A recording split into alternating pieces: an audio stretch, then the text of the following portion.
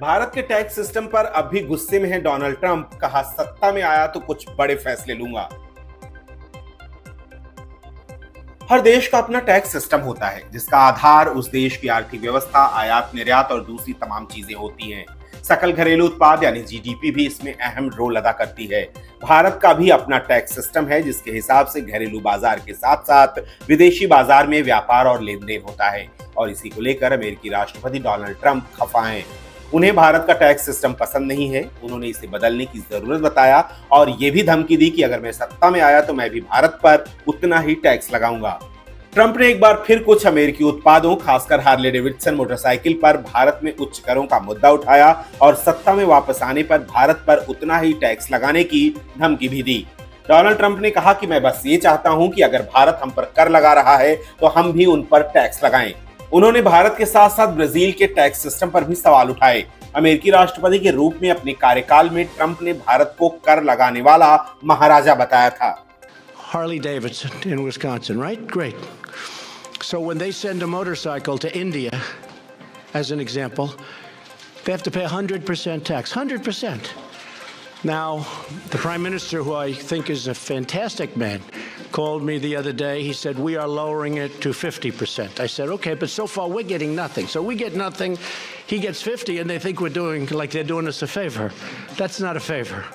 And you know what I'm talking about. It's a great company.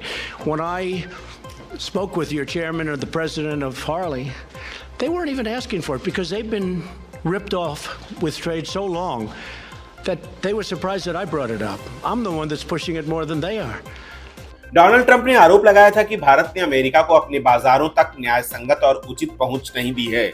इसके साथ ही भारत की कर दरों को बेहद उच्च बताते हुए उस पर कई सवाल उठाए और उसको तत्काल प्रभाव से कम करने की वकालत भी की। इसके साथ ही उन्होंने ये भी कहा कि हार्ले डेविडसन कैसे भारत में टिकी है। भारत में उस पर 100%, 150% और 200% तक कर लगाया जाता है।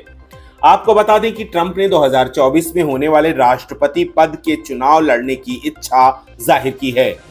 हालांकि उन्होंने रिपब्लिकन पार्टी की ओर से राष्ट्रपति पद के उम्मीदवारों की पहली प्राइमरी बहस में हिस्सा लेने से इनकार कर दिया। इसके पीछे उन्होंने ये तर्क दिया कि अमेरिका के लोग उन्हें अच्छी तरह से नहीं जानते, इसलिए व्हाइट हाउस के लिए उनके प्रतिद्वंदियों के साथ सार्वजनिक बहस की कोई जरूरत नहीं है।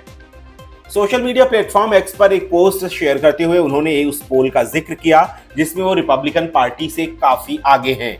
इस पोस्ट में सीबीएस न्यूज की ओर से प्रकाशित एक सर्वे भी शामिल है जिसमें कहा गया है कि सर्वेक्षण में भाग लेने वालों में से 62% लोग उन्हें वोट देंगे, भले ही वो इस साल 4 बार दोषी ठहराए गए हैं।